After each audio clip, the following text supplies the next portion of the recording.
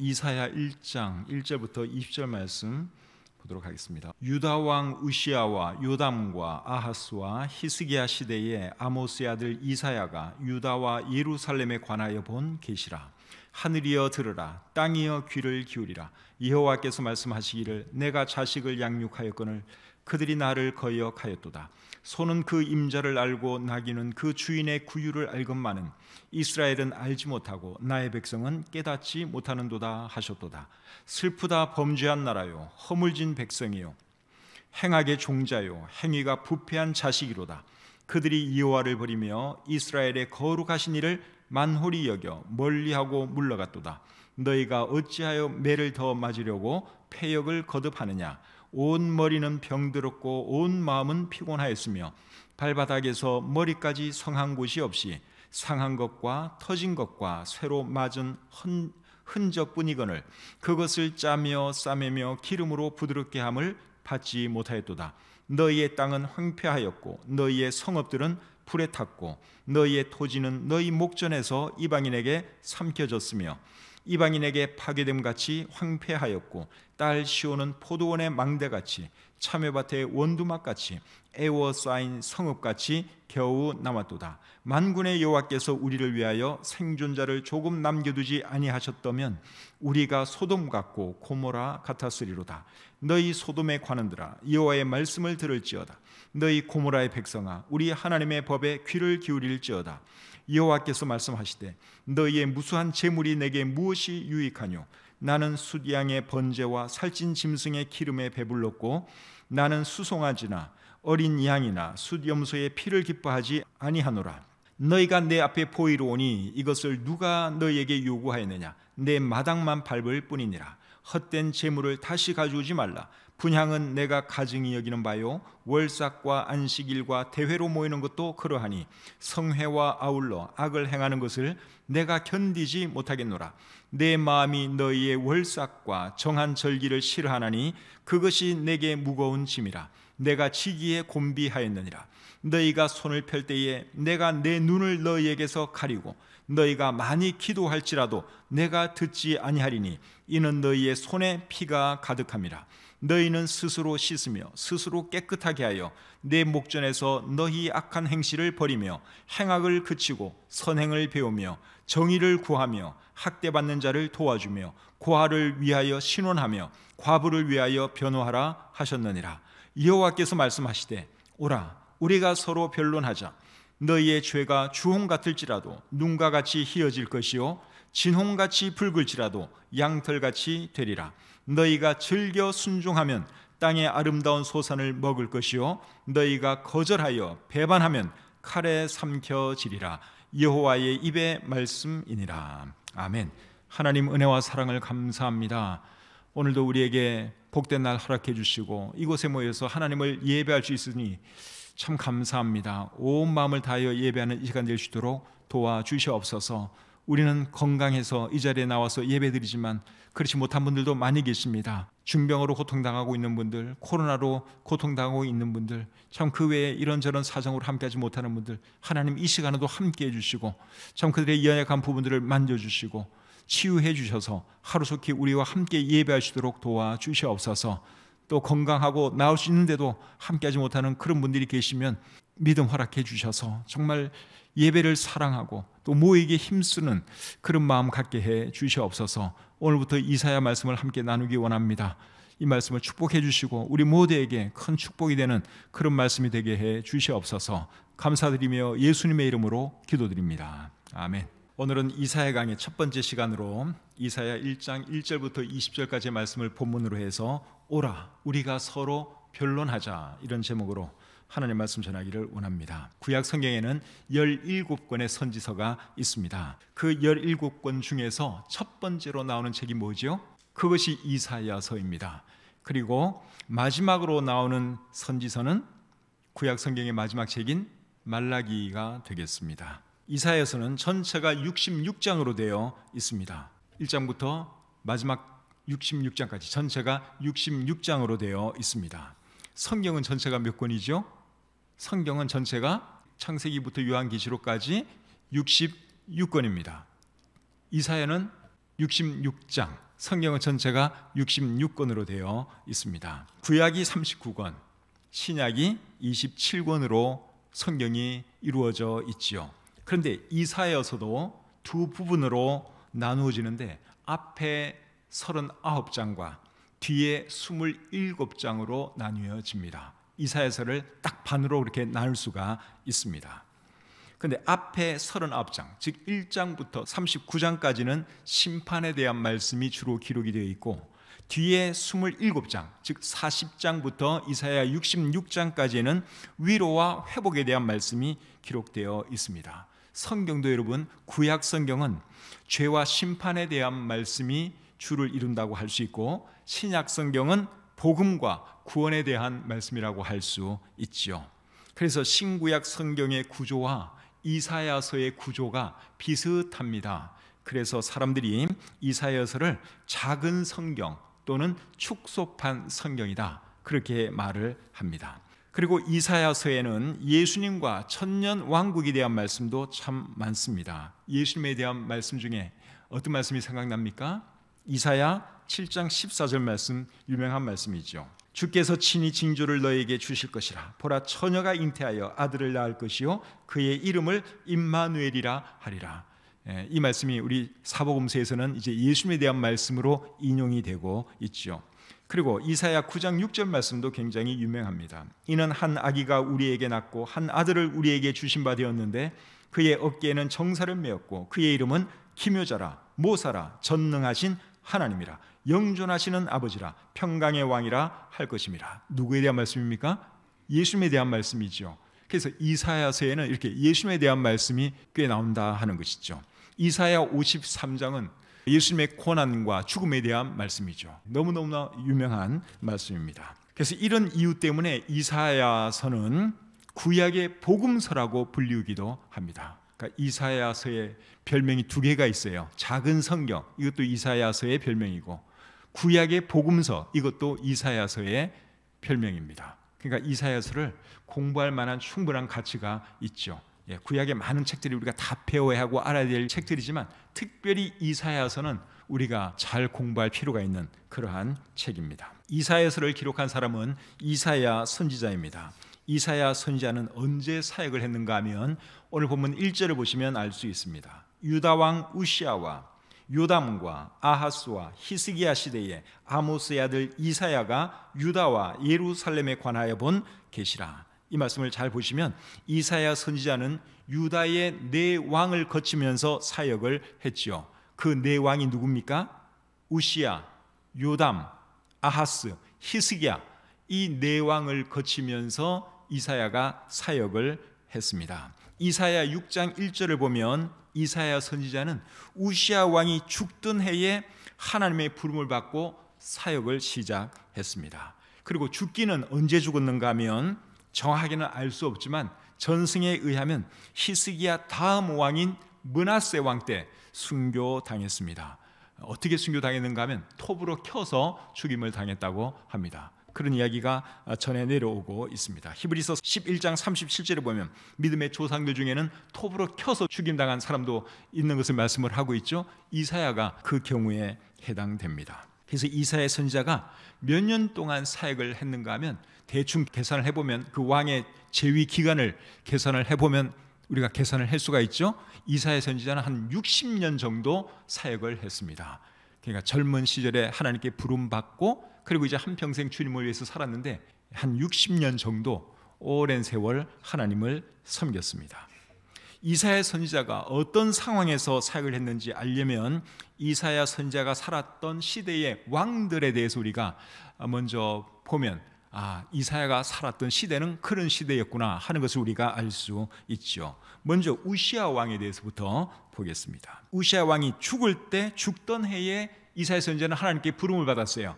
그러니까 부름받은 것은 우시야가 죽던 해지만 우시야 왕이 통치할 때 이미 이사야가 젊은 시절을 보내고 있었겠죠. 우시야 왕에 대해서 성경은 어떤 말씀을 하고 있는지 역대하 26장 3절부터 5절 말씀 보겠습니다. 우시야가 왕위에 오를 때에 나이가 16세라 예루살렘에서 52년간 다스리니라. 그의 어머니의 이름은 여골리아요 예루살렘 사람이더라. 우시야가 그의 아버지 아마샤의 모든 행위대로 여호와 보시기에 정직하게 행하며 하나님의 묵시를 밝게 하는 스가랴가 사는 날에 하나님을 찾았고 그가 여호와를 찾을 동안에는 하나님이 형통하게 하셨더라. 자, 이 말씀을 보시면 우시아 왕은 비교적 괜찮은 왕이지요. 그런데 방금 읽은 말씀 5절 말씀이 조금 찝찝합니다. 하나님의 묵시를 밝게 하는 스가랴가 사는 날에 하나님을 찾았고 그가 여호와를 찾을 동안에는 하나님이 형통하게 하셨더라. 이제 이 말씀 뒤에는 어떤 내용이 깔려 있는 것입니까? 스가랴가 죽은 뒤에는 제대로 하지 못했다. 그 의미가 내포되어 있죠. 어떤 일이 있었는지 16절을 보겠습니다. 그가 강성하여짐에 그의 마음이 교만하여 악을 행하여 그의 하나님 여호와께 범죄하되 곧 여호와의 성전에 들어가서 향단에 분향하려 한지라. 성전 안에 들어가서 향단에 분향하는 것은 왕이라도 할 수 없습니다. 그것은 제사장이 하는 일이에요. 근데 이 사람이 좀 잘 나가고 하니까 교만해져 가지고 자기가 제사장이 하는 일까지 하고 싶었던 거예요. 그래서 성전 안에 들어가서 향단에 분향을 하려고 했습니다. 결국 어떻게 되느냐? 19절부터 21절 보겠습니다. 우시아가 손으로 향로를 잡고 분향하려 하다가 화를 내니 그가 제사장에게 화를 낼 때에 여호와의 전 안 향단 곁 제사장들 앞에서 그의 이마에 나병이 생긴지라. 대제사장 아사랴와 모든 제사장이 왕의 이마에 나병이 생겼음을 보고 성전에서 급히 쫓아내고 여호와께서 치심으로 왕도 속히 나가니라. 우시아 왕이 죽는 날까지 나병 환자가 되었고 나병 환자가 되매 여호와의 전에서 끊어져 별궁에 살았으므로 그의 아들 요담이 왕궁을 관리하며 백성을 다스렸더라. 이분이 젊었을 때는 상당히 좋은 왕이었어요. 그런데 나이가 좀 들어가지고 이분이 너무 교만해진 거예요. 그래서 제사장이 하는 일까지 자기가 하려고 하다가 하나님의 벌을 받아서 나병 환자가 되고 말았다 하는 것이죠. 우시아의 다른 이름은 아사랴입니다. 열왕기하 15장에는 아사랴라고 하는 이름으로 나옵니다. 아사랴, 우시아 같은 사람입니다. 자, 우시아 다음으로 왕이 된 사람은 누구죠? 요담이죠. 요담은 역대하 27장 1절 2절 말씀을 보겠습니다. 요담이 왕위에 오를 때에 나이가 25세라 예루살렘에서 16년 동안 다스리니라. 그의 어머니의 이름은 여루사요 사독의 딸이더라. 요담이 그의 아버지 우시아의 모든 행위대로 여호와 보시기에 정직하게 행하였으나 여호와의 성전에는 들어가지 아니하였고 백성은 여전히 부패하였더라. 그 다음에 6절 요담이 그의 하나님 여호와 앞에서 바른 길을 걸었으므로 점점 강하여졌더라. 요담은 좋은 왕입니까? 안 좋은 왕입니까? 좋은 왕이죠. 좋은 왕이에요. 그런데 백성들은 부패했다 그랬습니다. 왕은 괜찮은 사람이에요. 그런데 백성들이 부패했다. 그렇게 말씀을 하고 있죠. 방금 읽은 2절 말씀 끝에 보니까 백성은 여전히 부패하였더라. 왕은 좋은데, 왕은 하나님을 잘 섬기는 사람인데 백성이 그렇지를 못했다 그 말입니다. 부패했다는 말은 악한 일을 행했다 그 말이죠. 백성들이 어떤 악한 일을 행했느냐, 거기에 대해서는 열왕기하 15장 34절 35절에 나와 있습니다. 요담이 그의 아버지 우시아의 모든 행위대로 여호와께서 보시기에 정직히 행하였으나 오직 산당을 제거하지 아니하였으므로 백성이 여전히 그 산당에서 제사를 드리며 분향하였더라. 자, 이 말씀을 보면 백성이 어떤 악을 행했습니까? 산당에서 제사를 했다 그렇게 말씀을 하고 있죠. 산당에서 어떤 때는 하나님께 제사하기도 하고 또 어떤 때는 이제 우상 숭배하기도 그랬어요. 산당이라고 하는 것은 원래 가나안 사람들이 우상 숭배하기 위해서 만들어 놓은 것들입니다. 근데 이스라엘 사람들이 이 산당을 다 제거해야 되는데 하나님이 제거하라고 했는데 제거하지를 않았어요. 그래서 이 산당에서 이제 하나님을 섬기는 사람들은 하나님을 예배하고, 그리고 이 산당이 있는 한 언제라도 우상 숭배할 가능성이 굉장히 높았습니다. 그러니까 이 요담 왕 시절에 백성들이 부패했다 한 것을 보니까 이 사람들이 산당에서 이제 우상 숭배를 한 것이죠. 요담 왕은 괜찮은 사람이에요. 근데 백성들이 우상 숭배를 했다 그 말입니다. 그 다음에 요담 왕 다음으로 왕이 된 사람은 아하스지요. 아하스. 역대하 28장 1절부터 6절 보겠습니다. 아하스가 왕위에 오를 때에 나이가 20세라 예루살렘에서 16년 동안 다스렸으나 그의 조상 다윗과 같이 아니하여 여호와 보시기에 정직하게 행하지 아니하고 이스라엘 왕들의 길로 행하여 바알들의 우상을 부어 만들고 또 흰놈의 아들 골짜기에서 분향하고 여호와께서 이스라엘 자손 앞에서 쫓아내신 이방 사람들의 가증한 일을 본받아 그의 자녀들을 불사르고 또 산당과 작은 산 위와 모든 푸른 나무 아래에서 제사를 드리며 분향하니라. 그러므로 그의 하나님 여호와께서 그를 아람 왕의 손에 넘기심에 그들이 쳐서 심히 많은 무리를 사로잡아 다메섹으로 갔으며 또 이스라엘 왕의 손에 넘기심에 그가 쳐서 크게 살육하였으니 이는 그의 조상들의 하나님 여호와를 버렸습니다. 자, 이 말씀을 읽어보면 아하스 왕은 굉장히 악한 왕이죠. 앞에 두 왕은 비교적 괜찮았어요. 요담도 괜찮은 왕이고 그 다음에 우시아 왕도 좋은 왕이었어요. 그런데 이 아하스 왕은 굉장히 악한 왕이었습니다. 어느 정도로 이 사람이 악했는가 하면 자기 자식들을 우상에게 제물로 바칠 정도로 악했습니다. 여러분, 사람이 우상 숭배를 해도 적당히 해야지.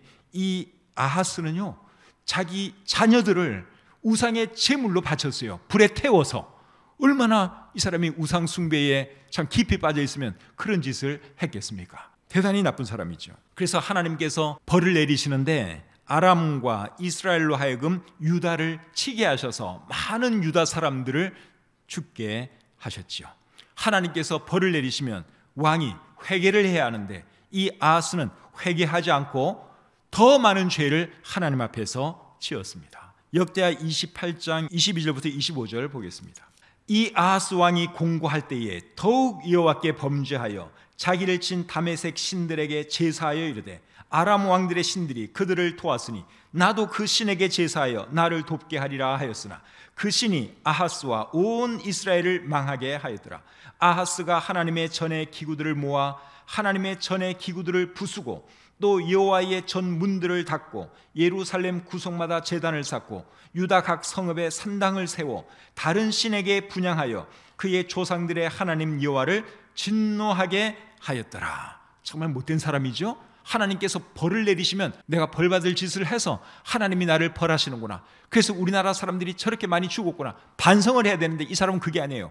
더 우상 숭배하고 더 하나님을 대적하는 그런 사람이 되었다 하는 것이죠. 그래서 성전을 막 망가뜨리고 예루살렘 곳곳에다가 우상을 세워놓고 우상 숭배한 사람이 이 아하스 왕입니다. 이 아하스는 남유다의 왕이고 북이스라엘은 기원전 722년에 아수르에 의해서 멸망을 했는데 북이스라엘이 멸망할 때 남유다의 왕이 누구였는가 하면 아하스 왕입니다. 남유다 아하스 왕일 때 북이스라엘이 멸망했습니다. 그러니까 그때 남유다도 그렇고 북이스라엘도 그렇고 가장 악한 시대였다고 볼 수 있습니다. 그래서 하나님께서 북이스라엘은 아수르를 통해서 멸망시켜버렸고 남유다는 그래도 계속 존속시켜 주셨죠.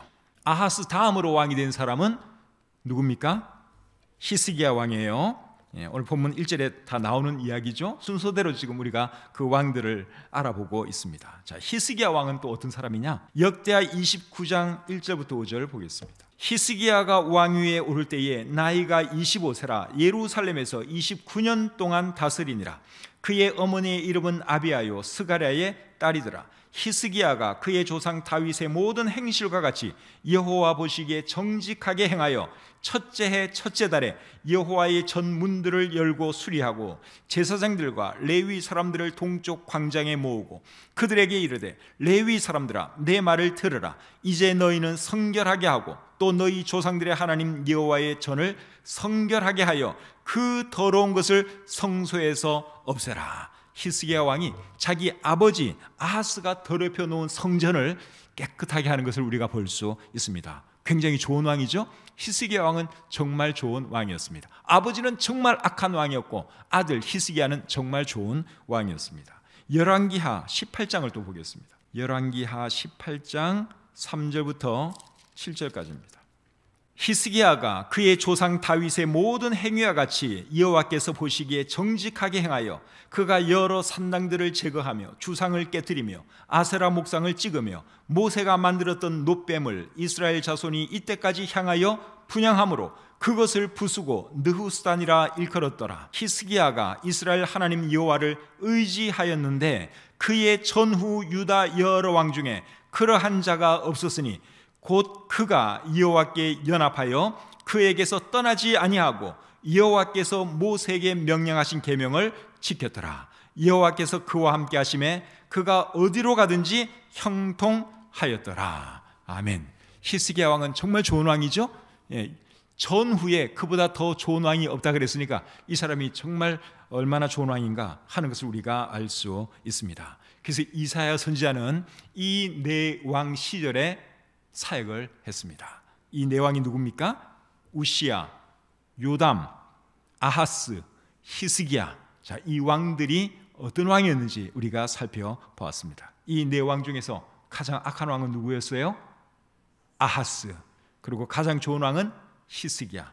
그리고 아하스 앞에 우시야와 요담도 비교적 괜찮은 좋은 왕이었습니다. 자, 이제 오늘 본문 내용을 살펴보도록 하겠습니다. 지금까지는 이제 서론이에요. 이사야가 어떤 시대를 살았는지 그걸 여러분들에게 보여드리기 위해서 네 왕들에 대해서 우리가 잠시 알아보았습니다. 2절 3절 하늘이여 들으라, 땅이여 귀를 기울이라. 여호와께서 말씀하시기를 내가 자식을 양육하였거늘 그들이 나를 거역하였도다. 소는 그 임자를 알고 나귀는 그 주인의 구유를 알건만은 이스라엘은 알지 못하고 나의 백성은 깨닫지 못하는도다 하셨도다. 이사야 선지자가 뭐라고 말을 시작하는가 하면 하늘이여 들으라, 땅이여 귀를 기울이라 하면서 이제 말씀을 시작하고 있습니다. 하늘이여 들으라, 땅이여 귀를 기울이라 하는 말은 온 세상 만물과 사람들은 한번 들어보라 그 말이죠. 그러면서 이사야 선지자는 하나님의 말씀을 이제 전하는데 하나님께서 뭐라고 말씀하셨어요? 내가 자식을 양육하였거늘 그들이 나를 거역하였도다. 소는 그 임자를 알고 나귀는 그 주인의 구유를 알건만은 이스라엘은 알지 못하고 나의 백성은 깨닫지 못하는도다. 하나님께서 그렇게 말씀하셨다고 이제 이사야 선지자가 사람들에게 말을 하는 것이죠. 나귀는 그 주인의 구유를 안다 하는 말의 의미가 뭘까요? 구유라고 하는 것은 소나 말 같은 가축들에게 먹이를 담아주는 그릇이죠. 우리 예수님이 구유에서 태어나셨죠. 그래서 나귀는 그 주인의 구유를 안다 하는 말의 의미는 나귀는 주인이 자기를 어떻게 먹여주고 키워주는지 안다 그 말입니다. 그런데 하나님의 백성인 유다 사람들은 안다는 겁니까? 모른다는 겁니까? 모른다는 거예요. 자신들의 하나님도 알지 못하고 우상을 숭배하고 지금 유다 사람들이 살아가고 있는 상황이죠. 하나님께서 여러분 그런 유다 사람들을 보았을 때 하나님의 마음이 얼마나 아팠겠습니까? 하나님을 섬겨야 되는데 유다 사람들이 하나님을 섬기지 아니하고 우상을 섬기고 있어요. 하나님의 마음이 찢어지죠. 자, 4절 말씀 보겠습니다. 슬프다 범죄한 나라요, 허물진 백성이요, 행악의 종자요, 행위가 부패한 자식이로다. 그들이 여호와를 버리며 이스라엘의 거룩하신 이를 만홀히 여겨 멀리하고 물러갔도다. 4절 말씀은 이제 하나님 말씀을 인용하는 것이 아니라 이사야 선지자가 자기 말로 사람들에게 하는 말입니다. 4절 이하부터 계속 이제 이사야가 자기 말로 사람들에게 말을 하고 있습니다. 여기 보니까 사람들이 하나님을 만홀히 여겼다 그런 말씀을 하고 있는데 만홀히 여긴다 하는 말은 업신여긴다는 말이에요. 유다 사람들이 하나님을 업신여기고 있다 그렇게 말을 하고 있습니다. 여러분 사람이 어떻게 감히 하나님을 업신여길 수가 있겠습니까? 우리가 사람을 업신여길 때는 자기보다 못한 사람을 보통 업신여기죠. 근데 이사야 선지자는 유다 사람들이 하나님을 지금 만홀히 여기고 있다, 업신여기고 있다 그렇게 말을 하고 있습니다. 그들이 하나님을 제대로 섬기지 않기 때문에 우상 숭배하기 때문에 지금 유다 사람들이 하나님을 만홀히 여긴다고 그렇게 말을 하는 것이죠. 5절 6절 보겠습니다. 너희가 어찌하여 매를 더 맞으려고 패역을 거듭하느냐? 온 머리는 병들었고 온 마음은 피곤하였으며 발바닥에서 머리까지 성한 곳이 없이 상한 것과 터진 것과 새로 맞은 흔적뿐이거늘 그들을 짜며 싸매며 기름으로 부드럽게 함을 받지 못하였도다. 범죄한 유다가 하나님께 매를 많이 맞아서 만신창이가 되었습니다. 그런데도 이 유다 사람들이 정신을 못 차리고 계속해서 죄를 범하고 있습니다. 자식이 잘못을 해서 부모가 매질을 할 때 자식이 빨리 반성을 하면 참 좋은데 자식이 반성을 안 해서 매질을 계속 해야 할 때가 있죠. 그때 여러분 부모 마음이 어떻습니까? 종아리로 계속 때려요. 자식이 잘못해서 종아리가 피가 나도록 때립니다. 피가 철철 납니다. 그런데도 이 자식이 반성을 안 해요. 자기가 잘못한 것을 깨닫지를 못해요. 그러면 어떡합니까? 어쩔 수 없어요. 계속 때려야 되는 거죠. 피는 나는데 이 아들이 반성을 안 해요. 그때 부모 마음, 매질하는 부모의 마음 어떻습니까? 매 맞는 자식보다 부모의 마음이 더 아프죠. 이놈아 빨리 반성 좀 해라. 그런 마음 아니겠습니까? 근데도 반성을 안 하니 계속 때릴 수밖에 없는 거예요. 하나님 마음이 지금 유다 사람들에 대해서 딱 그런 마음입니다. 너무너무 잘못해서 이미 많이 맞았어요. 그런데도 반성을 하지 않고 회개하지 않고 계속 하나님을 업신여기고 우상 숭배하는 그런 삶을 그들이 살고 있다고 하는 사실입니다. 7절 8절 보겠습니다. 너희의 땅은 황폐하였고 너희의 성읍들은 불에 탔고 너희의 토지는 너희 목전에서 이방인에게 삼켜졌으며 이방인에게 파괴됨같이 황폐하였고 딸 시온은 포도원의 망대같이 참외밭의 원두막같이 애워싸인 성읍같이 겨우 남았도다. 유다의 죄 때문에 유다의 땅과 성읍들이 황폐했다고 여기 말씀하고 있습니다. 이사야 선지자가 실제로 그렇게 된 것을 보고 말하는 것인지 아니면 그렇게 될 것을 내다보면서 말하는 것인지 그거는 정확하게 알 수가 없습니다. 제가 볼 때는 지금 실제로 황폐한 그런 것을 보면서 말하는 것이 아닌가 그런 생각이 듭니다. 아하스 왕 때 유다 사람들이 잘못했을 때 하나님께서 아람 사람들을 보내고 북쪽에 있는 이스라엘 사람들을 보내서 집들을 무너뜨리고 사람들을 잡아가고 사람들을 죽인 그것을 우리가 이미 살펴보았습니다. 다시 한번 제가 그 부분을 보여드리겠습니다. 역대하 28장 5절부터 7절 말씀 한번 다시 읽어보겠습니다. 그러므로 그의 하나님 여호와께서 그를 아람 왕의 손에 넘기심에 그들이 쳐서 심히 많은 무리를 사로잡아 다메섹으로 갔으며 또 이스라엘 왕의 손에 넘기심에 그가 쳐서 크게 살육하였으니 이는 그의 조상들의 하나님 여호와를 버렸습니다. 르말라의 아들 베가가 유다에서 하루 동안에 용사 12만 명을 죽였으며 에브라임의 용사 시그리는 왕의 아들 마세아와 국내 대신 아스리감과 총리 대신 엘가나를 죽였더라. 그러니까 이 아하스 왕이 너무너무 악하고 또 그 백성들이 우상 숭배를 하니까 하나님께서 아람 사람들 그리고 북쪽에 있는 이스라엘 사람들을 내려보내가지고 이 유다 왕과 그 백성들을 쳤습니다. 많은 사람들이 다메섹으로 끌려갔고 많은 사람들이 죽임을 당했습니다. 아마 이때 상황을 지금 이사야 선지자가 바라보면서 방금 읽은 이 말씀을 하신 것이 아닌가 그런 생각이 듭니다. 그래서 유다의 죄 때문에 많은 사람들이 죽었고 땅이 황폐하고 성읍들이 황폐하게 되었다. 지금 이사야 선지자가 그렇게 말을 하고 있는 것이죠. 9절 10절 보겠습니다. 만군의 여호와께서 우리를 위하여 생존자를 조금 남겨두지 아니하셨다면 우리가 소돔 같고 고모라 같았으리로다. 너희 소돔의 관원들아 여호와의 말씀을 들을지어다. 너희 고모라의 백성아 우리 하나님의 법에 귀를 기울일지어다. 죄로 인하여 황폐하게 된 예루살렘을 소돔과 고모라에 비유하면서 지금 말을 하고 있습니다. 소돔과 고모라는 아브라함 시대에 죄악 때문에 멸망한 도시죠.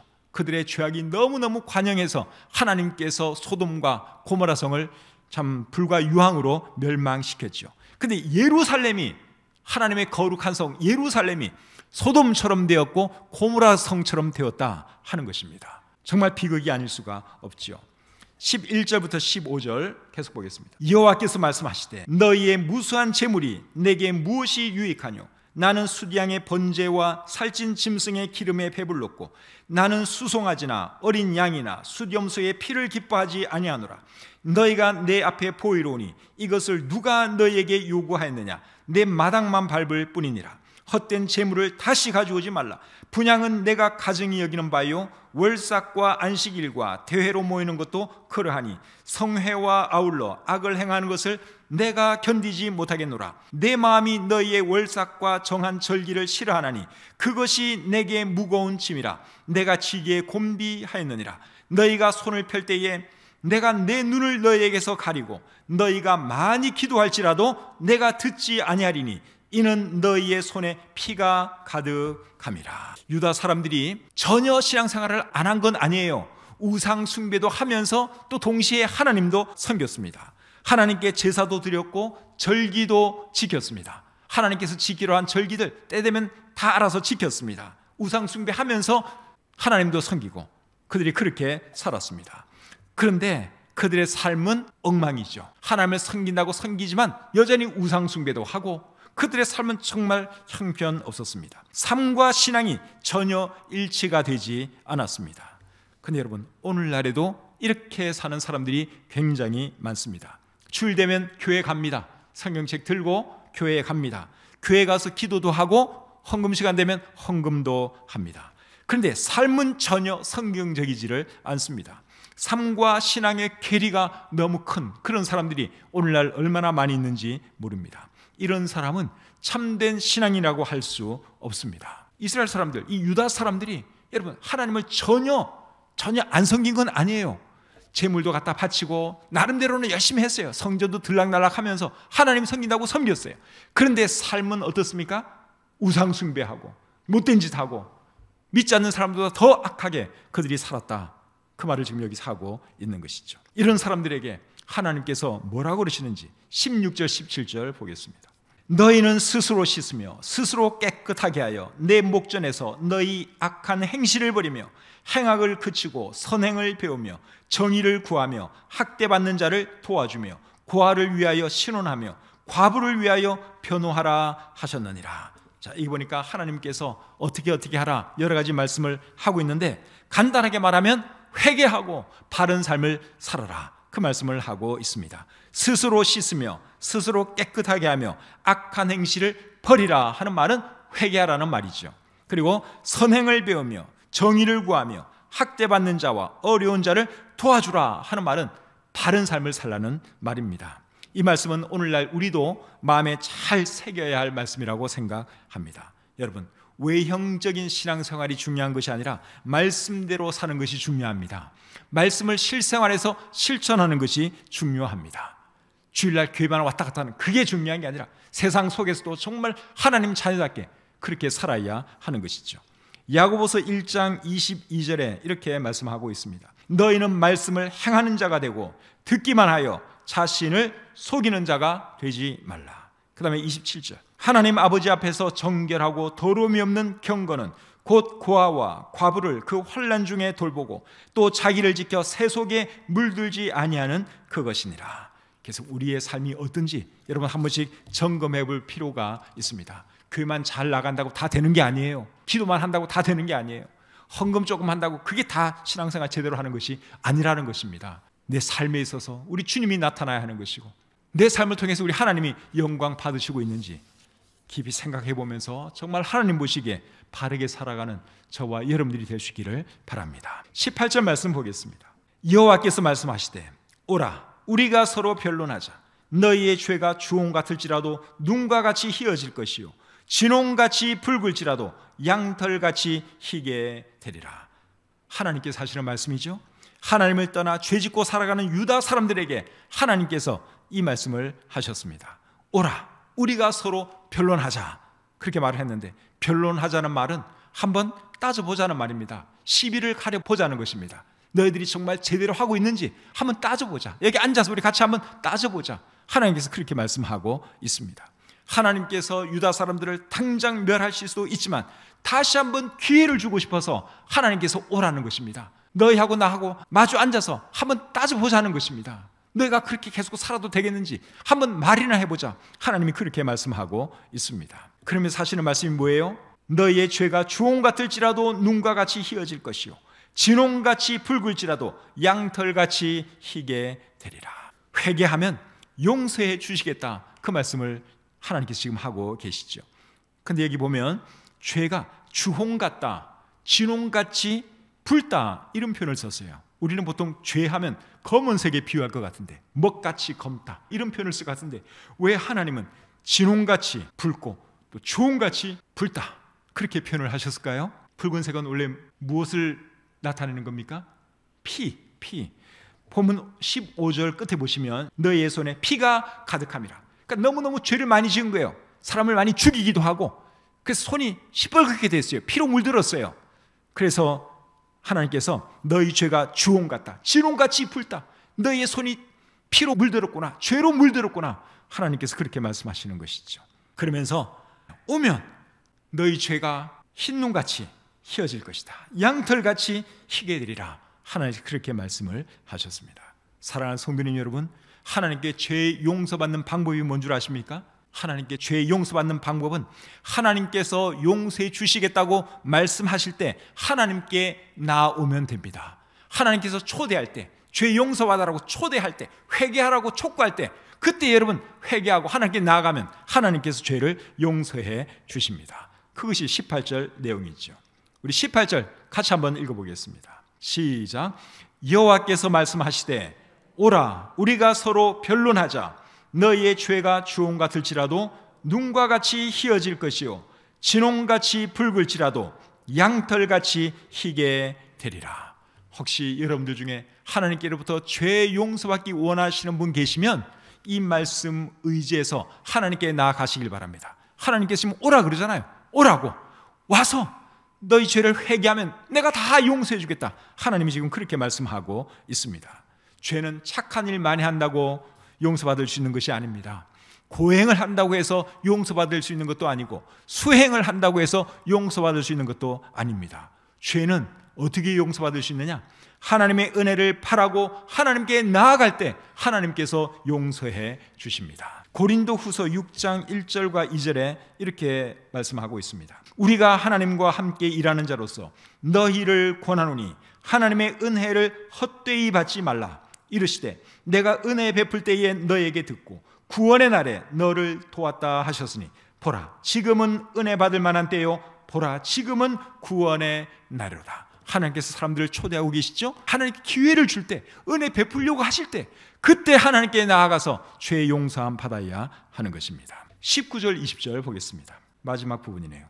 너희가 즐겨 순종하면 땅의 아름다운 소산을 먹을 것이요 너희가 거절하여 배반하면 칼에 삼켜지리라. 여호와의 입의 말씀이니라. 하나님의 초대에 응해서 회개하고 돌아오면 이 땅에서 오래오래 평안하게 살 수 있지만 하나님의 초대에 응하지 않고 회개하지 아니하면 칼에 죽임을 당할 것이다. 하나님께서 그렇게 말씀하고 있습니다. 아하스 왕 때, 오늘 이 본문에 네 왕의 이름이 나왔는데 아하스 왕이 정말 악한 왕이었죠. 아하스 왕 때 회개하지 않아서 칼에 죽임 당한 사람들이 굉장히 많았습니다. 그러나 아하스 그 다음 왕은 아하스의 아들 히스기야인데 히스기야 때는 또 사람들이 참 하나님을 잘 섬겼어요. 그래서 나라가 평안했습니다. 열왕기하 18장 7절에 여호와께서 함께 하심에 그가 어디로 가든지 형통하였더라. 그렇게 말씀을 하고 있습니다. 역대하 32장 27절부터 30절 말씀 제가 또 읽어드리겠습니다. 히스기야가 부와 영광이 지극한지라 이에 은금과 보석과 향품과 방패와 온갖 보배로운 그릇들을 위하여 창고를 세우며 곡식과 새 포도주와 기름의 산물을 위하여 창고를 세우며 온갖 짐승의 외양간을 세우며 양떼의 우리를 갖추며 양떼와 많은 소떼를 위하여 성읍들을 세웠으니 이는 하나님이 그에게 재산을 심히 많이 주셨음이며 이 히스기야가 또 기혼의 윗샘물을 막아 그 아래로부터 다윗성 서쪽으로 곧게 끌어들였으니 히스기야가 그의 모든 일에 형통하였더라. 히스기야 시대에 사람들이 하나님을 잘 섬겼더니 하나님께서 크게 축복을 해 주셨어요. 먹을 것도 많고 또 외부 사람들이 침략하는 일도 없고 너무너무 평안하게 행복하게 살 수 있었다 하는 것이죠. 오늘날 우리도 여러분 잘 되고 평안하게 살려면 어떻게 해야 되겠습니까? 하나님 잘 섬기는 수밖에 없어요. 하나님 제대로 안 섬기고 우상 숭배하고 죄나 짓고 살아가면 하나님께서 여러분 참다가 언젠가는 반드시 벌하십니다. 그러나 하나님 잘 섬기면 하나님께서 복을 주시죠. 우리에게도 복을 주시고 자손들도 복 주시고 우리나라를 복 주실 줄 믿습니다. 우리나라가 잘 되는 방법도 똑같아요.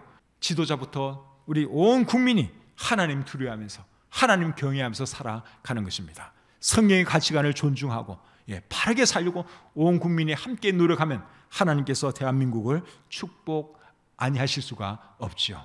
주님 오실 때까지 우리나라가 그런 나라가 되었으면 좋겠습니다. 그런 나라가 되게 해달라고 더 열심히 기도하는 저와 여러분들이 되셨으면 좋겠습니다.